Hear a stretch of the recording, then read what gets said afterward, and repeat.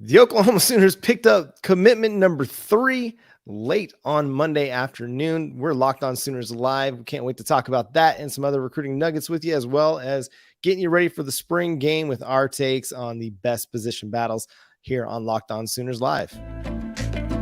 You are Locked On Sooners, your daily podcast on the Oklahoma Sooners, part of the Locked On Podcast Network, your team every day.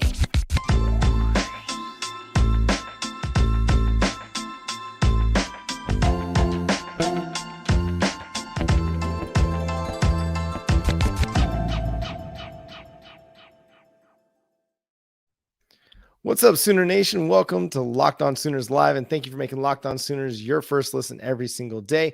And shout out to the Everyday Club for making Locked On Sooners their first listen every single day. My name is John Williams. You can follow me on Twitter at John9Williams. My buddy here is Josh Helmer. You can follow him on Twitter at JoshOnRef. The show is at Locked On Sooners. Make sure you've hit that subscribe button, that like, and that notification bell to let you know when new episodes drop on YouTube. Josh, we have a commitment. It's like, we had no commitments, and then all of a sudden in the last 3-4 weeks, now we've got 3 tonight. Just after 8 o'clock or so on Monday night, wide receiver Kelly KJ Daniels out of Louisiana commits to the Oklahoma Sooners. Nice little run that Oklahoma has all of a sudden found itself on the recruiting trail, really dating back to Kevin Sperry's commitment. I know that's the 2025 class and this the 2024 class. But timeline-wise, John, I think it sort of shakes out about like we suspected, or what now, at least under Brent Venables' leadership, sort of the timeline of commitments from last year to this year, and sort of what I think we can expect now and going forward. Probably not going to get off to the same start that maybe others will in their recruiting classes. But then once you get toward the spring game for Oklahoma, and then once you get past the spring game, all of a sudden one commit turns into 2, 3, 4 commits. And all of a sudden we look up a month or 2 months time from now and Oklahoma's in the double figure territory with commitments. It feels like you read the tea leaves out there, John, that's where this thing is headed. But Newcomb, Hawkins, Daniels, it's a nice little foundation that Oklahoma started off with here in 24. Yeah, and it's really easy to look at Kelly Daniels, star status, his recruiting profiles, and kind of not be excited. But please, I would really recommend that you go watch this guy on Huddle, because the dude's got speed for days. It's that famous line from The Longest Yard with Adam Sandler, the little squirrely guys in the locker room talking about Nelly. And he's like, he's fast. He's super fast. He's so fast. He makes fast people look not so fast. That's Kelly Daniels to a T. I mean, the dude just runs by people all the time. He, even guys that have a good angle on him, they're dust. He can catch a screen pass, run all the way across the field, then run back across the field, and then beat people down the sideline. I'm not going to say that this cat is Marquise Brown, but that's the image I get in my head when I watch him, is this speed that is otherworldly. He plays in Louisiana, a school that probably very few people have heard of. So his recruiting profile is probably not going to be very high, but I guarantee you by the time this is all said and done, everybody's going to rate him at some point. And it would not surprise me if he finds himself as a 4-star by the end of the cycle, because speed kills and you can't teach it. And he's got it. And he reminds me, again, another Oklahoma wide receiver, he reminds me a little bit of Jaquays Petaway. Just got that straight line speed, but also the agility to make guys miss in the open field. It's crazy to watch. So before you just kind of try to act underwhelmed, or you try to, diminish the commitment, just please watch the guy play, because Emmett Jones sees something in him. Jeff Levy sees something in him. And so there's something to this kid. Yes, he doesn't have the big Power 5 offers. You got a Texas Tech offer, you got a Cincy offer, but the kid's good. The kid can play. Yeah, and Oklahoma got in early into the recruiting process for Kelly Daniels. I have no doubt, watching the tape as I am right now, John, everything that you talked about, I mean, the ability to just go behind the line of scrimmage or at the line of scrimmage, catch the football, and then just go make something happen in space, or make somebody miss, get out in space, use that acceleration, and then once you're past those first couple of defenders, off to the races because of that speed, that get behind the defense speed, or get away from the defense speed or make the defense miss type speed and deceleration and acceleration. So I like what I see. Obviously, he doesn't have the lengthy offer sheet from a bunch of the traditional Power 5 powers, the Alabamas, et cetera, of the world that maybe would merit that 3, 4, 5-star rating right now, John. But man, I'm just looking at it. Texas Tech, Louisiana Tech, Houston, Cincinnati. There's plenty of folks that are right there, Tulane, that are nearby, that have seen what Kelly Daniels is all about.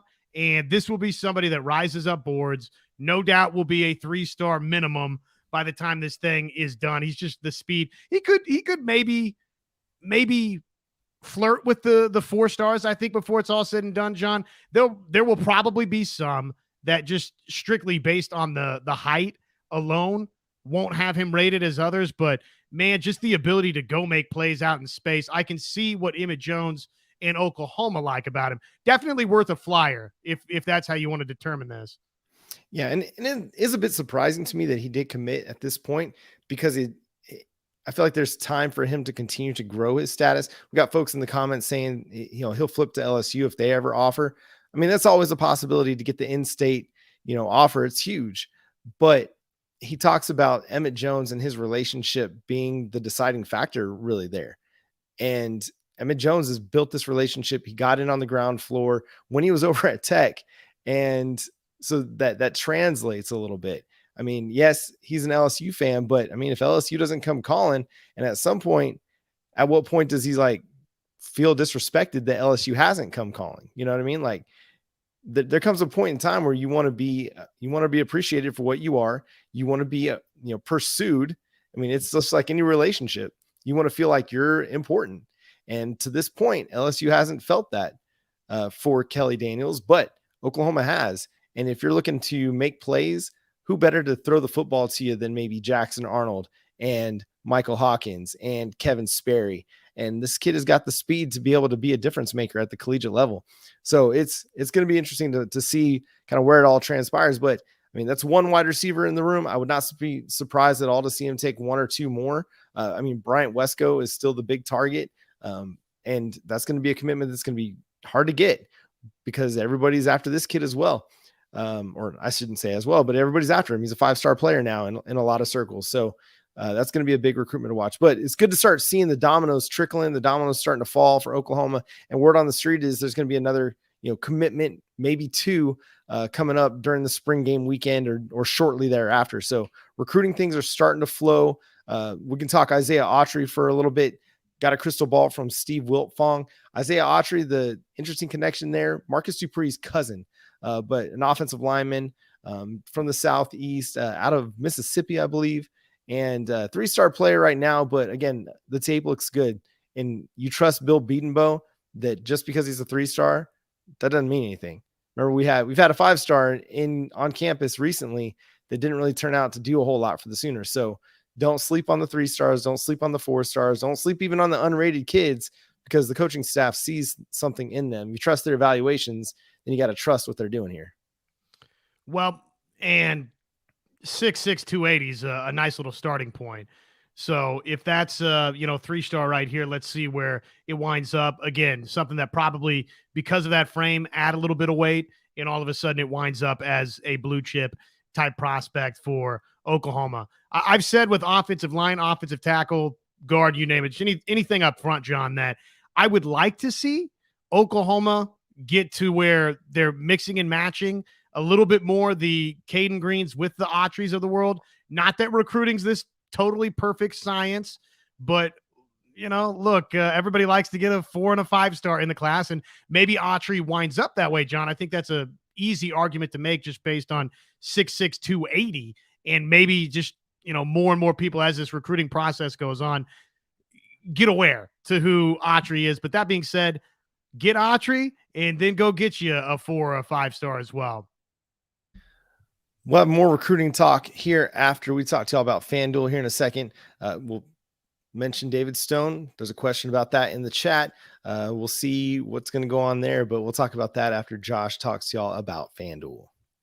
Grand slams, no-hitters, double plays, they're back. That means Major League Baseball season is back, and there's no better place to get in on the MLB action than at FanDuel, America's #1 sportsbook.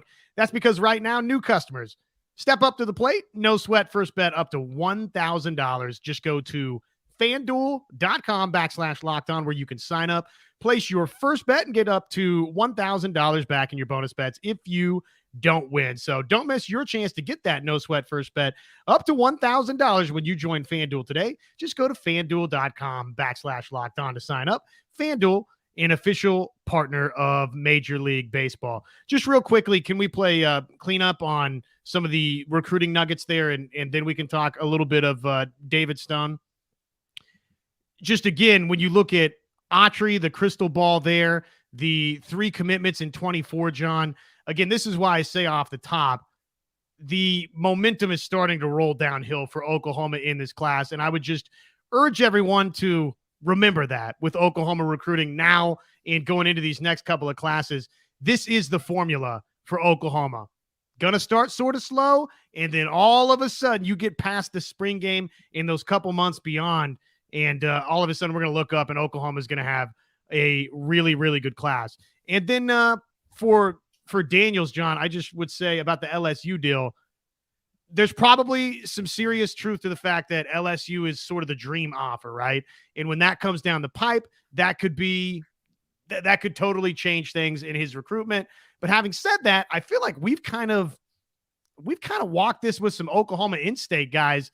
And if in-state guys don't get that offer from the school that maybe even they really, really like, and we could go up and down the list. There's plenty of guys recently, John, that it either never came or the offer from Oklahoma took too long from the previous staff into the new staff. There is a propensity for feelings to get hurt and to get hurt pretty quickly, and for that not to totally fade even when you get that dream offer. So I hear you. Yeah, that would be dangerous if you get the LSU offer in there, but there's something to be said for Oklahoma offering and getting the commitment early. You're right. And it's Cole Adams. Like, that was the kid, the Oklahoma kid, wide receiver in the 2023 cycle that Oklahoma kind of came back to after Ashton Kozart flipped to Oregon, and they decided, okay, now we'll offer this kid. Well, he was kind of like, I'm not going to be anybody's second fiddle. Like, I'm not playing second fiddle to anybody. And he ended up at Alabama. And that's just kind of the way it goes sometimes. So that's just one example right there to speak about. So about David Stone, you guys are ready for it. Looks like On3 now has Oklahoma in the lead for David Stone. I mean, the projections, everything has kind of leaned that way for a long time. It's still going to be one of those commitments or those recruitments that is going to take some time. I don't think we're anywhere near a commitment at this point. And we listen to Parker, our guy Parker Thune, OU Insider 247 Sports, or John Garcia from here on the Locked On Network. And everybody expects David Stone's recruitment to continue to go on and probably go into his senior year. I don't think there's any movement or any urgency on his part to commit. What it does sound like, though, is that Michigan State has kind of fallen behind Oklahoma in this recruitment. But you still got to watch out for the typical schools like the Texas A&Ms, the Miamis, these big time programs with big time pocketbooks that could come in here and sway him. Now, David Stone's going to be in Norman for the spring game. That's always huge to be able to get your top targets at your spring game, show them the atmosphere, show them what it looks like, show them that, hey, look at what these kids are doing, or the fans are doing. Sorry, I always get distracted by the chat. Show these kids what the fans are doing for just a spring game. And I think it resonates with the recruits. Like, if they're going to be like this, then what's it going to be like when they come for a game in the fall? When they play Oklahoma State in Bedlam, or, what the SEC hype is going to be like when Alabama comes to town the first time. Like, it's going to be ridiculous. And so, yeah, I David Stone, I still feel pretty good about. Again, it's going to be a matter of, can they finish it? Can they run the race? Can they, finish strong in the recruitment and continue to keep themselves out in front with David Stone? Again, it's the big fish. Like, that's the one they've got to land. Yes, Williams Nwaneri, Nigel Smith, those two would be huge additions as well. But to me, they profile more as edge guys that can play a little bit on the inside, whereas Stone is a legit defensive tackle, interior player that's going to be a big time interior defensive line prospect that they can add. So they got to get that one. Gotcha. Totally agree. And because of the history, right, where he's from, the recruitment, how it's kind of played out, it feels like with Gerald McCoy. And I mean, he's tweeting things that I'm coming back home, OU football.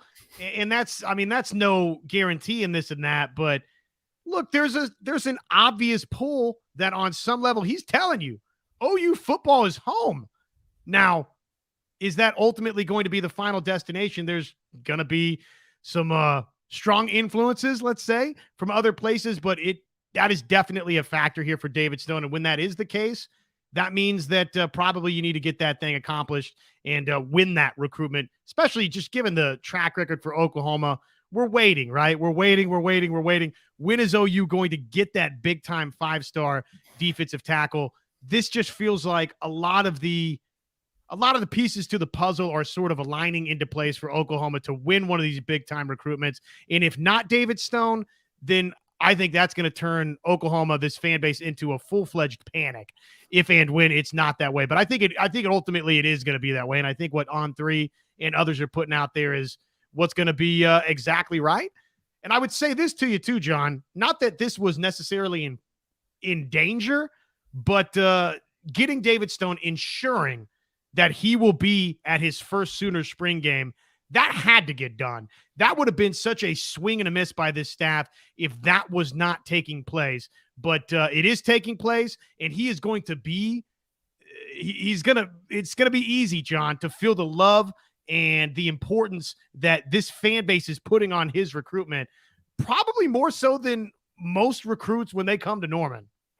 Yeah, he's going to be the one to watch. And I think most people are excited that he's going to be there because you feel like you haven't had the type that you think could end up being a first round draft pick at defensive tackle in quite some time. I mean, Gerald McCoy, probably the last dude that came to Norman you felt like was a legit difference maker from day one. You haven't had that. Now, there have been really good players, guys that are playing in the league right now. Neville Gallimore, blanking on names, Neville Gallimore, and who's the other guy that played for the Dallas Cowboys for a minute? Anyway, Perrin Winfrey's in the league. Like, you got defensive tackles that are in the league. So but they haven't been these transcendent players at Oklahoma. So you got to end up getting this guy. You really do. And it feels more important than what they've done at the quarterback position, because we've talked about this on countless occasions that we feel confident that they're going to be able to get 4 or 5-star players at Oklahoma at quarterback. We feel confident they're going to be able to get 4 and 5-star wide receivers, but it's been more than a decade before, since they've landed, 5-star defensive players class after class after class. And you got to, in the 2023 cycle with Peyton Bowen and PJ Adebawore, now you got to get them with David Stone. You got to land it with Williams Nwaneri. You got to stack. This is how Georgia has become so dominant, because they keep stacking 5 stars, 5 stars, 5 stars. Do all of them end up being great? Not necessarily, but you put yourself in a much better position to be great when you land guys that are considered the best players in the class year after year after year. But I'm like a lot of y'all in the chat. I'm still feeling really confident about what Oklahoma is going to be able to do in the 24 cycle. And I think it's going to potentially be as good or better than it was in the 2023 cycle, simply because of what they're going to do up front defensively with Stone, Nwaneri, Nigel Smith. They're looking really, really strong as things stand right now with those 3 guys. But again, it's about finishing the race. Jordan Phillips, is that maybe a name that you were thinking about? Yeah, maybe. I don't know. Bottom line is, as I'm looking at I'm looking at Oklahoma's list of draftees over the last, however many years, and there's not a ton beyond the names that we've mentioned in terms of defensive tackles from the University of Oklahoma over the last 15 however many years. So yes, that's been a missing link for Oklahoma, and the message that was in there from Dion that Stone has been to OU 8 times. He's been here a lot, and yet and I don't know that this was necessarily in reference to what I said, John, but to me the spring game different because it's a visit where you're going to feel the fan base, and it's palpable. You could see that on Twitter and social media, but man, when you're talking about thousands of people at the spring game, and maybe they put that picture up on the video board, and all of a sudden people go crazy because you're David Stone, that is a recruiting piece that even though you've been here, however many times, that can't get duplicated, John. No, it can't. You got to be able to land 5-star blue chip players on both sides of the ball. So far in the Brent Venables era, he's proven that he can do that. In 2022, they landed a really, really good class. 2023, they even bettered that. And I mean, it was more blue chip prospects on defense. I think it was like 16 blue chip prospects, and 10 or 11 of them, I can't remember the number off the top of my head, came from the defensive side of the ball. And that's why this staff and this program are still hitting in a really, really good trajectory. Excuse me, lost all my words for a second, because of what they've done on the recruiting trail so far in this class. It's just, they're doing a really good job. They can flat out recruit. And I think they're going to end up with a really, really good class again, because of what they're doing defensively up front. Got to get David Stone though, getting him to Norman this weekend, where not only can he recruit, or the staff can recruit, but players can spend time recruiting. You get a PJ Adebawore in there just talking shop. You get a guy like Caden Green, talking shop a little bit. Jackson Arnold going to bat for him. All these guys being able to just sit and like have a chance to meet with these guys and talk to them about the program and what it's like. Like, I think that makes a difference. In addition to what the coaches have been speaking to them, having the players talk to them about it as well, I think that goes a long way to giving them an understanding of what it's like to be an Oklahoma Sooner. And this is a great opportunity to do that, to see the game day atmosphere, to be there and have a chance to talk and hang out. We talked to Kevin Sperry, about a month ago, and he talked about the times that he's gotten to talk with Jackson Arnold to hear what it's like to be in the offense and things like that. The same is going to be said for the guys on the defensive side of the ball. So big time. It's going to be huge. It's huge. It's going to be a big time commitment once it comes down the pike. It's just a matter of when, I think, not if. And I'm going to put that as my bold prediction. They'll end up with David Stone. They'll get Williams Nwaneri. They'll get Nigel Smith. And then we'll sit here, 8 months from now, and we're like, man, why were we even worried about what Oklahoma was going to do on the recruiting trail? Because, man, they're crushing it every single time. Odds that this spring game, David Stone leaves as an Oklahoma commit beginning of next week. Not high? Anything can happen. I don't know the mind of a high school kid. I can't predict what they're going to do, but come on, Dean Blevins, give me a percentage. I'm going to put it at less than 5%. So I'm saying there's a chance, because there's always a chance. He could just decide, I'm good. Let's do this, and put it out there Saturday evening after, vibing with the Sooners all day, and then just decide he's going to be an Oklahoma Sooner. He can get around other prospects and just be like, I'm committing today. Who's coming with me? Jerry Maguire, like, I'm going. Who's coming with me? And then just decide to start recruiting on that front. I mean, that would be huge too, if they could get him or Nwaneri in as a commitment in the spring, so that those guys can do the work that the quarterback does too. Like, those guys can be recruiting the defensive guys. I think that would be huge if they could end up somehow getting that commitment. That'd be huge. Yeah, I don't think anybody's under the illusion that probably we're going to be having this Locked On Sooners live in 1 week's time, and suddenly he'll already be on board. But man, that would be an interesting development. Several commits though out of the spring game. Yes, no, the 1.5. If I set the over under there for Oklahoma within 2 weeks' time coming out of the spring game, would you say over, under? What do you think? Oh, give me the over.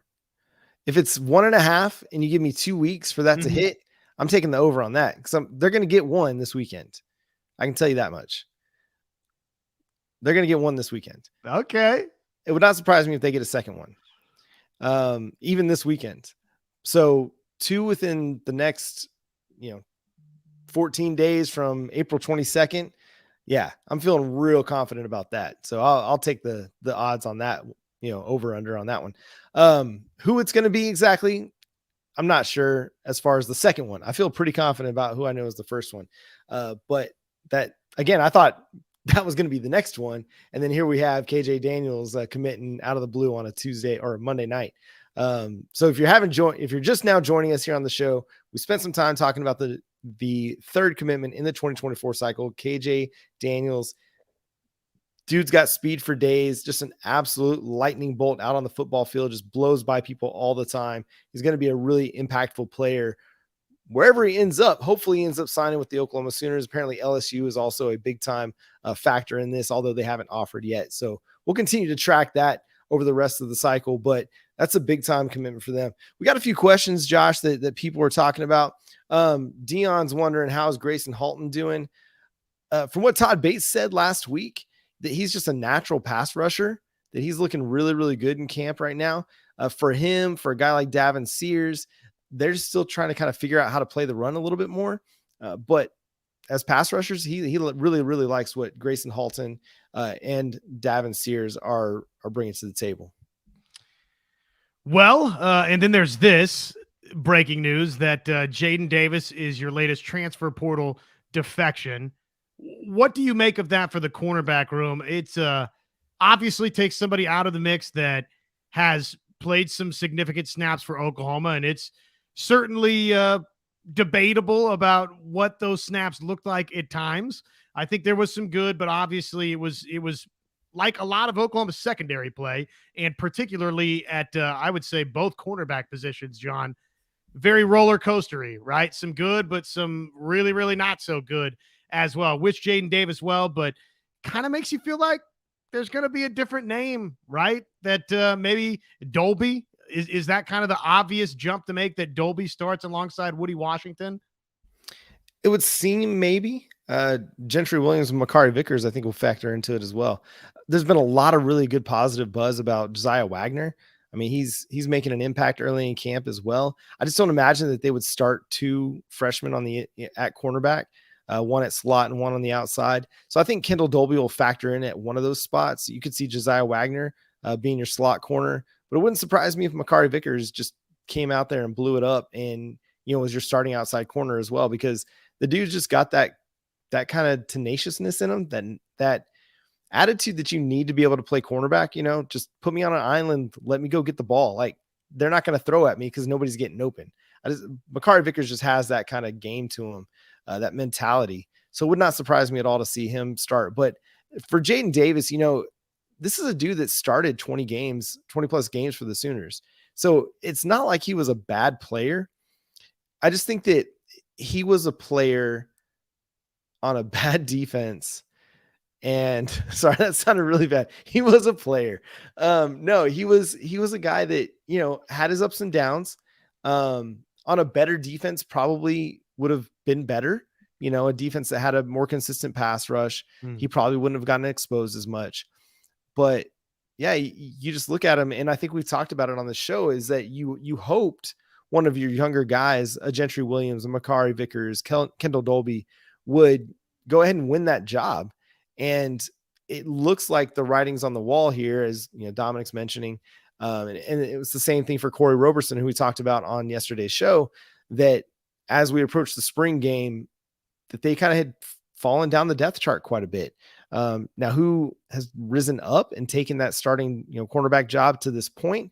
We'll find out on Saturday. We'll get a good 2 deep and we'll see what this all looks like. But yeah, I think that's just what it was for Jaden Davis, is a guy that was recruited by Alex Grinch, saw significant snaps under Alex Grinch. Brent Venables trusted him as a veteran player to be able to roll him out there and not get completely exposed. There were times, obviously, that he got beat, and all corners get beat, but he could at least rely on him to be a veteran presence, know what he was supposed to do within the scheme, and trust that. But you saw that as the season emerged, or continued along late in the year, CJ Colden kind of usurped him as the starting cornerback on the right side of the, or left side of the defense. So it's not that big of a surprise to see him transfer. I figured it would be after the spring game, but it's that time of the year where everybody's really trying to find a new home, and there's only going to be so many spots out there. You got to get your name in the portal early if you really want to find a job, because there's so many kids in the portal that aren't going anywhere. And we've seen a lot of Oklahoma Sooners end up at group of 5 schools, aside from David Agwebu and I think it was Cedric Baxter maybe that ended up at Arizona State. No, maybe he was at Texas State, and then somebody else ended up at Arizona State. I can't remember exactly who, but it is what it is. It's just kind of the natural attrition of coaching change and transition. And Oklahoma, I mean, they signed, 7 defensive backs in the 2023 cycle, in addition to the 3 blue chippers they added in 2022, and Jaden Rowe and Gentry Williams and Robert Spears Jennings. But at cornerback alone, over the last 2 classes, they've added like 6 or 5, blue chip prospects. So the depth chart was getting a little crowded, and that's just kind of what happens sometimes when you're a veteran player and you've kind of had an up and down career. And, your hope is that part of this is some young guys are doing some nice things throughout the spring, and the writing sort of now all of a sudden on the wall here that the coaching staff likes a lot of what they've seen from guys that they signed in last year's class, John, or that they brought in this signing class. And you went and got a transfer portal edition at corner. So probably the writing is just kind of on the wall in that respect, that somebody that, again, has played a lot of football at Oklahoma, and Jaden Davis just realizes that, unfortunately, individually for himself, he's probably going to be one of the odd folks out at the University of Oklahoma. So you look for a different landing spot. Certainly wish him well. Center at Oklahoma. Offensive line, I think people are probably pretty interested just in general with what's going on across the offensive line. Rame, I mean, is it time to take the next step? Is it going to happen? I mean, I think so. I think of the centers that they've got, he's the one that's the most reliable. I mean, he's the one that Bill Bedenbaugh trusts. And so I expect him to be your starter. And then you look at Nate Anderson, who's going to be making the switch from guard to center. And you got Joshua Bates. And I feel like that's pretty good. I mean, that's pretty solid. Andrew Rame, he's been good, I think. I don't think he's been a dominant player. He hasn't been Creed Humphrey, but that's like asking, Landry Jones to be Sam Bradford, like asking Andrew Rame to come in and be Creed Humphrey. Those are big shoes to fill.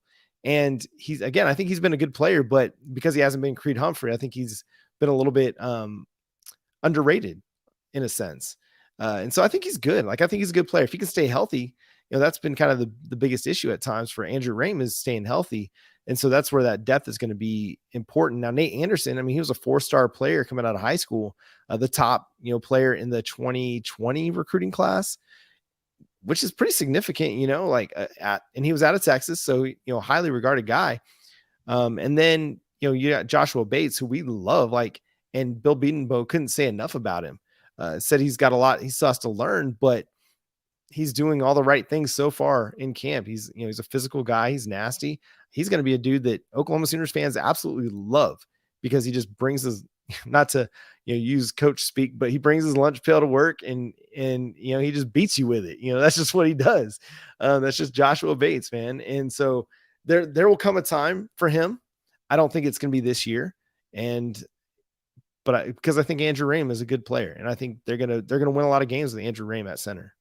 I would say, to me, Rame clearly needs to be better. The interior of Oklahoma's offensive line collectively can be better. Really, just the whole group can be closer to what Oklahoma's been accustomed with championship football, right? It's been several seasons. I mean, it's been about half a decade since you've had a Joe Moore Award type winning offensive line.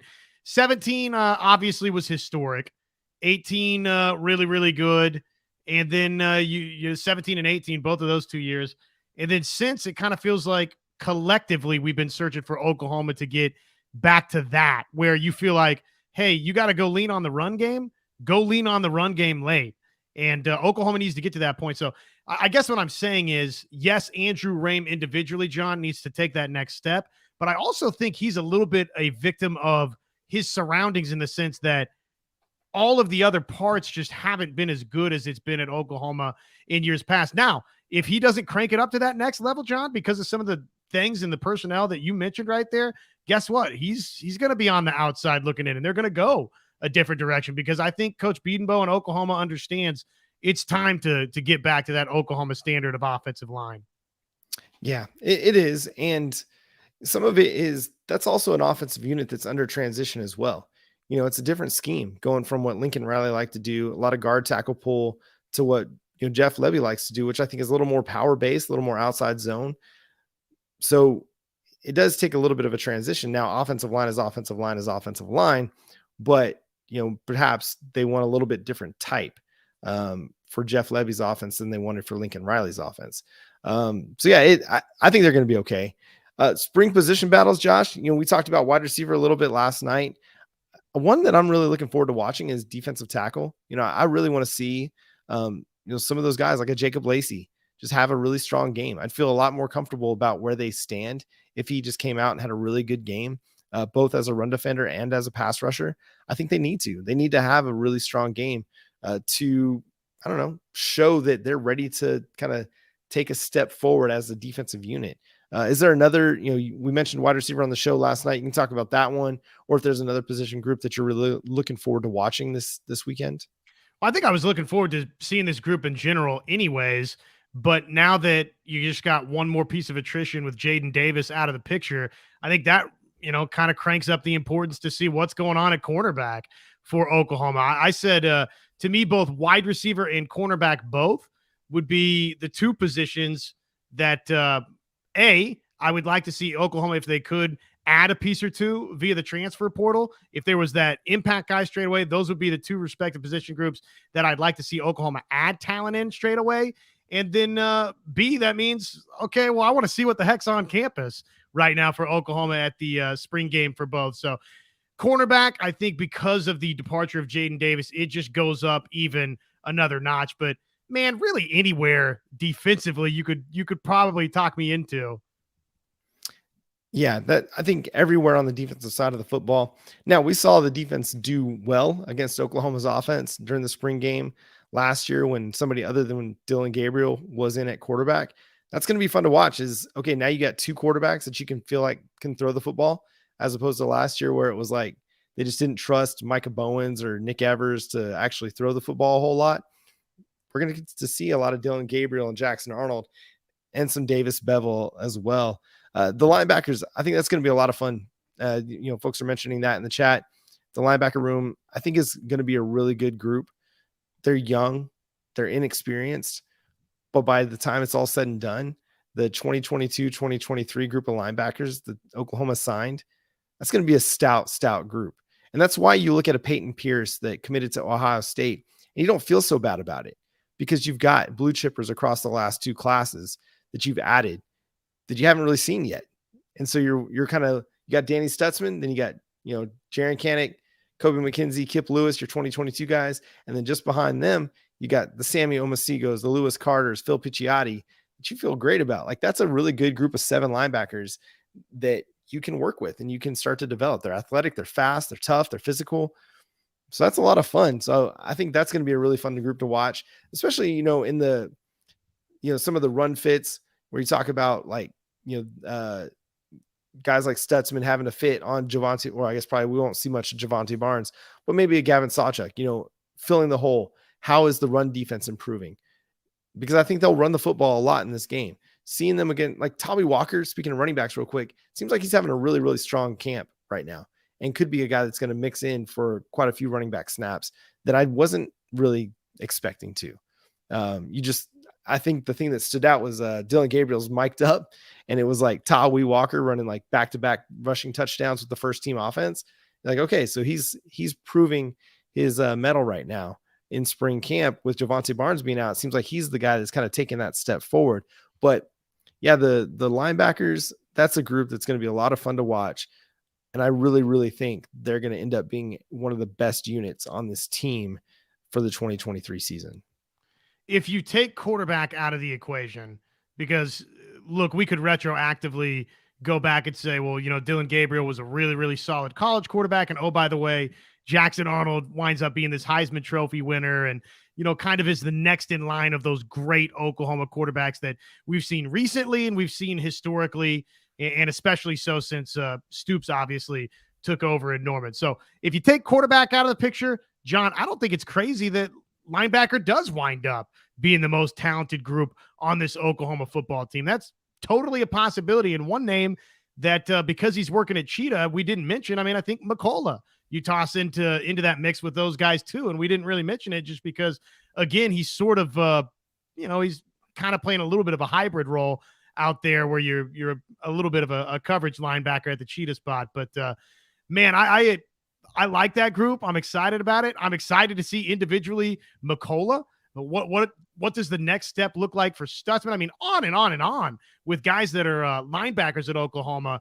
Yeah, if you phrase the question to me, John, not as, okay, what are you concerned about, guys, that you need to see in the spring game? Because I think that's, I don't know, I got to start being glass half full or something. Because for me, it's like, well, I got to see what's going on with the wide receivers and the cornerbacks. But yeah, I mean, I'm excited to see what linebacker looks like just because I think it's a really good position group for OU. So what do you think is Oklahoma's strongest position group? Safeties, running back, linebacker, quarterback, exclude quarterback? Because that's easy money right there.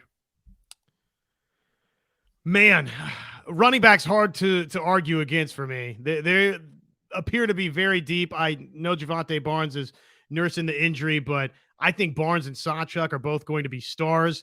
Beyond that, I love what you've brought in, but man, I think linebacker is top to bottom where I'd go right now. And safety, I would consider, but we got to see more, right? I mean, if Peyton Bowen's a star from day one, okay, well then, yeah, alongside Bowman and others, then now you're talking, but I don't know that you can necessarily sign up for that just yet. Yeah, and there's opportunities for them to add some players as well, after the spring game. But I think we're going to get a lot of answers about this group at Oklahoma spring game. I'm a big fan of the running backs. I'm intrigued by the wide receiver group. Again, I love Jalil Farouk, but I would say that the one I feel most confident about outside of quarterback is the running back group. I feel great about Javonte Barnes, Gavin Sawchuk, Tobby Walker, Marcus Major, Dalen Smothers, and Caleb Hicks. So I think that's going to be a really, really good group. Stubby's asking about Corey Roberson. Nah, man, that's kind of one of those. He played a lot less than Jaden Davis did and didn't really have much of an impact. I mean, his last kind of impactful season was back in 2021. So it's one of those, he didn't really have a role on this team, wasn't going to work himself up the two depth or up into the two deep. Again, one of those writing on the wall departures. He just had to go somewhere else if he wanted to play. So, yeah, it seems like that's been a lot of the case for everybody that's transferred out, and maybe that's just the Oklahoma Sooner fan in me, or, just the crimson colored glasses. But it seems like all the guys that left, aside from a David Agwebu who left because he was a grad transfer, seems like everybody else was gone because they weren't going to have a role on this team. This team had gone beyond what they were capable of. And it was just time to move on, time to seek greener pastures somewhere else, because it wasn't going to happen in Oklahoma for them. I think this is a fascinating big picture question. What are realistic goals on points scored and points allowed for this year? And Blake, I'll take that as a scoring offense, scoring defense per game type number. Maybe you're asking total points, but so Oklahoma last season was 32nd nationally in scoring offense. Actually, a little bit below the pace of where they were in terms of total offense. They were better than that in terms of yardage that they were putting up nationally. Didn't convert, as relative to what the total offense number was. They were a little bit below that in scoring offense, tied 32nd nationally with 32.8. So I would say, John, you start there and say, based on the fact that, again, at times it seemed like Oklahoma, and Offensive line will go the longest way to me, John. Even the questions that you have about wide receiver, answering the questions up front, offensive line for Oklahoma goes the longest way in determining whether or not what I'm about to say next comes true. I fully suspect that Oklahoma's going to average more than 32.8 points per game. I think they'll be better offensively than they were a season ago, if only based on, hey, everybody's kind of been a part of this Jeff Lebby system for one full go-around, and it's Oklahoma, and you got plenty of skill guys. I like the offensive line pieces. I know you're replacing some stuff there, but I still think you're really talented. I love the running backs, John, and I think wide receivers, before it's all said and done, we're going to come away and say, wait a second, what were we so worried about? Maybe you don't have that CeeDee Lamb on this roster, but I think collectively you'll have plenty of pass catchers that can go out there, catch the football, make guys miss, do some things, some yard after the catch. Again, do I think that there's a CeeDee Lamb on this team? No, I don't think that's fair to say right now that there's somebody like that, or a Broyles, or so on and so forth, a Clayton. Take your pick of great wide receivers recently for Oklahoma, but I think Oklahoma's going to be really good offensively. And then points allowed this year, man, John, I'll let you tee off on that, because I don't see how it can't get better. But how much better, I guess, is the question here, right? Yeah, for me, it's going to be 25. That's kind of the goal that I'm looking for. This was a team that allowed 30 points per game last year. They were good-ish, They were not good. They were not good. They were better down the stretch.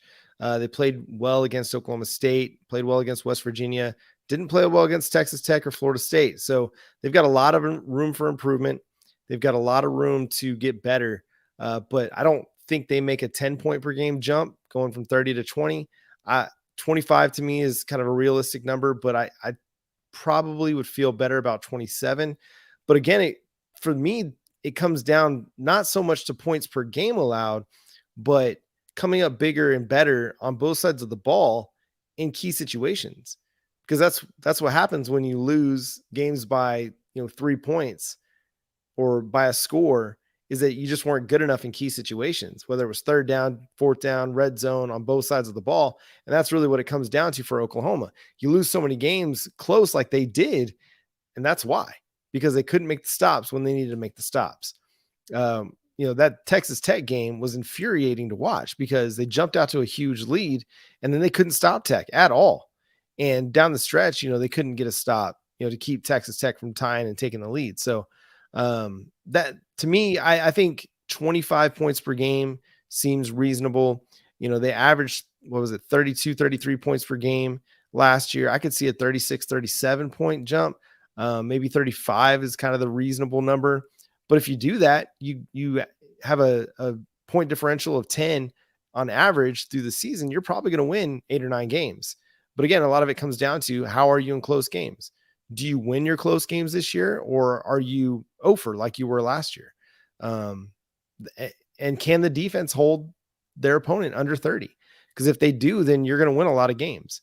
When they did, they won every game except for the West Virginia game. That was the only game they lost, when the defense held their opponent under 30. When the defense gave up 30 or more, they lost a lot. I think the only game they won in which the defense gave up 30 or more was the Kansas game. So it matters, hold them under 30, you're likely going to win.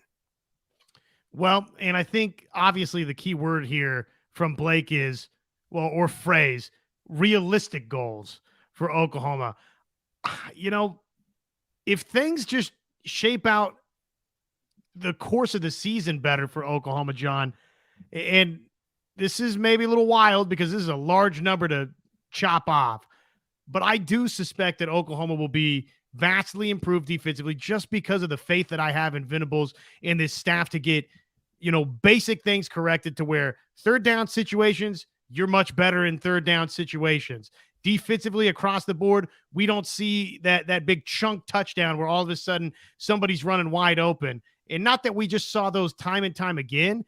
I would almost argue, John, that Oklahoma in the past defensively gave up more of those just like random chunk touchdowns than maybe even OU did a season ago. I don't have that set of numbers in front of me, just kind of going off memory alone. Felt like Oklahoma just was kind of bad defensively, to be frank with you, last year, that it wasn't even necessarily big chunk touchdowns that they gave up. They just gave up a lot of drives and a lot of points and a lot of third downs in key moments. So I think that can get corrected for Oklahoma, man. And based on where Oklahoma was at, they surrendered 30 points per game. I don't think it's totally out of the realm of possibility for Oklahoma to chop that 5 points off that you're talking about, John, or a full touchdown and a PAT off, which, oh, by the way, would get them to 39th nationally, where Notre Dame was at last season. So that's not even saying that you're one of the top defenses in America if you chop a full touchdown off of what you gave up last season. And I, that's doable for Oklahoma to be a top 40, to be a top 50 defense. They absolutely have the talent and pieces in place to at least be in that neighborhood, that ballpark, John. Yeah, and that's where a lot of my optimism for this season comes from, is the defense is going to be better. They can't go over in close games like they did last year. Just basically the law of averages. They'll win more close games than they did a year ago.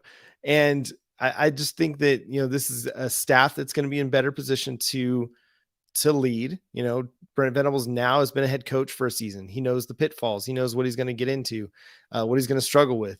But I do think that they're just going to be a better team all the way around. Even if there's less talent with Marvin Mims gone, Eric Gray gone, Anton Harrison gone, Wanya Morris gone, Chris Murray gone, I still think that overall this is just going to be a better football team. They're going to be better prepared to play in those close games and win those close games that they didn't win a year ago. And that's why, I read an article that like Barrett Sally writes over at CBS Sports, putting Brent Venables on a list of coaches that are under pressure, along with Jimbo Fisher and Mario Cristobal and things like that. And I don't scoff so much, but I just think like that's missing the big picture of what Brent Venables has been brought in to do for the Oklahoma Sooners. And we're not, and Joe Castiglione, who's a wise athletic director, arguably the best athletic director in the country, Joe Castiglione, he's not going to pull the plug after 2 seasons, 3 seasons. He knows what he brought Brent Venables in to do, and that's lead this program into the SEC. You're going to be hard pressed to find a guy with his experience, his credentials, that's gone up against the SEC on the recruiting field, on the football field, and won. So that's why, I do think that this team is going to be better. Even if they don't win a Big 12 championship, even if they're only like an 8 or 9 win team, I still feel really good about the direction because of what they're doing on the recruiting trail and how they're continuing to build this program and transition away from the Lincoln Riley, Alex Grinch program. We talk a lot of times in sports about a retooling. Well, this isn't a retooling that's happening in Norman. This is an overhaul. Like, this is a legit overhaul that if you look at both offense and defense, I mean, how many starters are on this team that were starting for this team 2 years ago? Andrew Rame, Woody Washington. That's about it. You have 2 starters on this team that were starters for you back in 2021 at the beginning of that season. To me, that's mind-boggling. And that's why it's going to take a bit of time. This team might not be a Big 12 title contender this year, but they're building towards something better. Not just Big 12 title contention, but they're building towards national title contention, SEC title contention. And that's going to take time to build, but it's going to get there eventually. And hopefully it doesn't take too much time at all. And hopefully it's there when hopefully it's about there when we kick off 2023. I would say it's so obvious that Brent Venables is under immense pressure going into 2023. I mean, let's just call it what it is. Oklahoma had its first losing season since 1998. So he's under immense pressure. Is Joe Castiglione going to pull the plug after 2 years? No, I don't think so. But would he after 3? If it was like this past season, yeah, I absolutely think that Joe Castiglione would. So he's under a ton of pressure. I don't know that it's the most pressure nationally, John, but I don't know that it's too far away based on just how bad last season was for Oklahoma. I get it's year 1 and you got your grace year, but if year 2 goes anything like year 1 did, oh man, he's absolutely on the hot seat going into year 3. But I'm very confident that type of conversation, I don't think we're going to have to worry too much about that.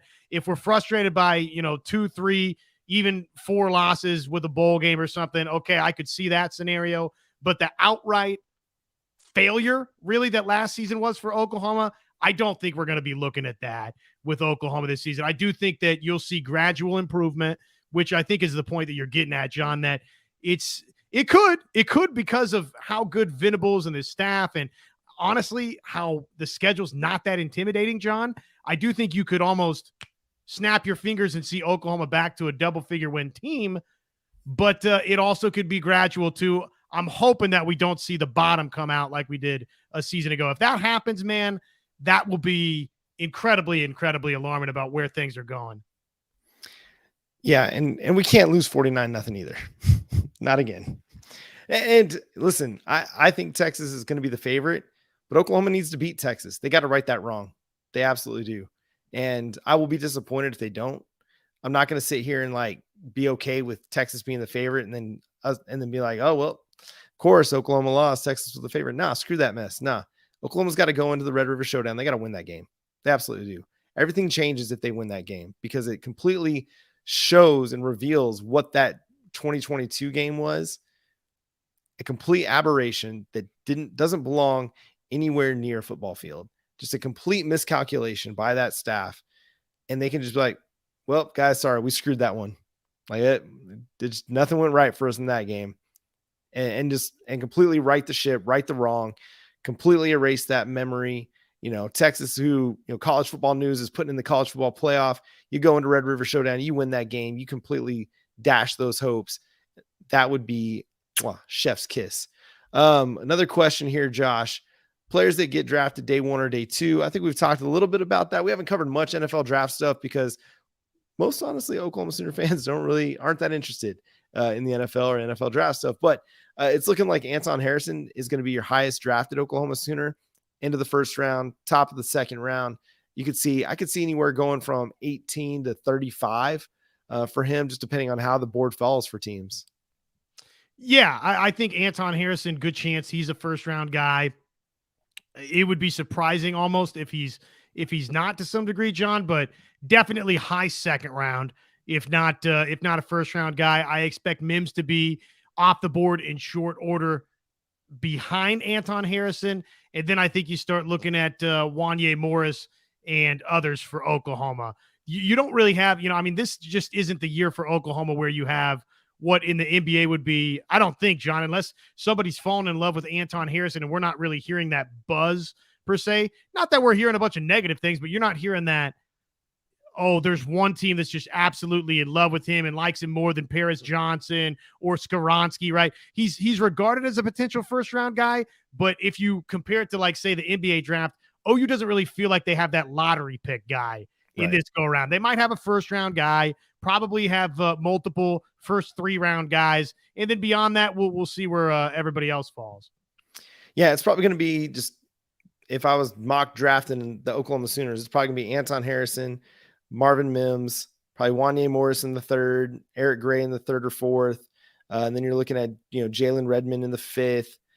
I think Braden Willis is probably going to be 5th, 6th. Guy Dane Brugler over at The Athletic, guy that I really like to follow for draft stuff, has, him as the 15th best tight end in the draft. Somebody's going to get a steal with him. And then I think Chris Murray, you're probably looking at a 7th round or undrafted free agent guy. And then who else is there out there that's going to be drafted or declared? CJ Colden, I don't think he'll get drafted just because he didn't have enough Power 5 experience for teams. But there are some good Oklahoma Sooners in the draft, and you won't be disappointed if you watch the draft at all. Final thing we're going to touch on, because we got to celebrate. Jalen Hurts got that bag of money, going to go do some Scrooge McDuck swimming in the pool tonight. Got the bag, man. $179 million guaranteed, $110 million signing bonus that was broke today. 5 years, $255 million contract extension.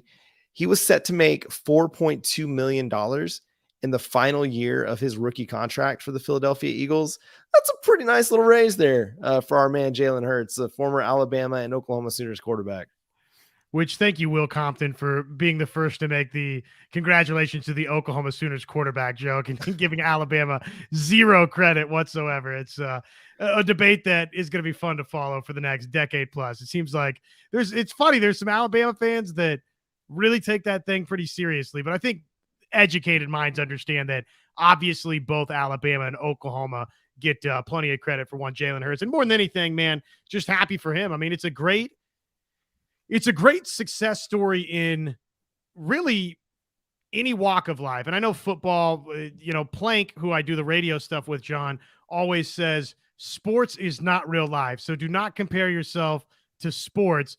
But I do think in this one particular instance, Jalen Hurts is a shining example of, man, even if you are not regarded as that can't miss guy with the rocket arm, and not that Jalen Hurts has a bad arm, or just on and on and on. Okay, he doesn't have 4.3 speed as a quarterback or whatever Lamar Jackson's speed would be. Here's somebody that has a lot of really nice traits, John, that has just kept working at something that they love and works so hard at it that now is rewarded because they're a great leader and they work incredibly hard, and they, at every step of their life, continue to get better. And that's really kind of the Jalen Hurts story. It's an incredible one. And that's what I was talking to my wife about today when the news broke. And she's a big Jalen Hurts fan, Oklahoma Sooner fan. We always talk about keeping the main thing in our house as well. But, just, you're right, man, the work ethic, it's inspiring. A dude that has been through the things that he went through and never complained about it, didn't cry about it, just went back to work. He just got back to work. And, he found an opportunity with Oklahoma that allowed him to continue to develop his game and, put some really good tape on film. And I think that's just so cool, to see him rewarded in such a way. Like, even though he's a Philadelphia Eagle, and as a Dallas Cowboys fan, I loathe the Eagles. I hate them. I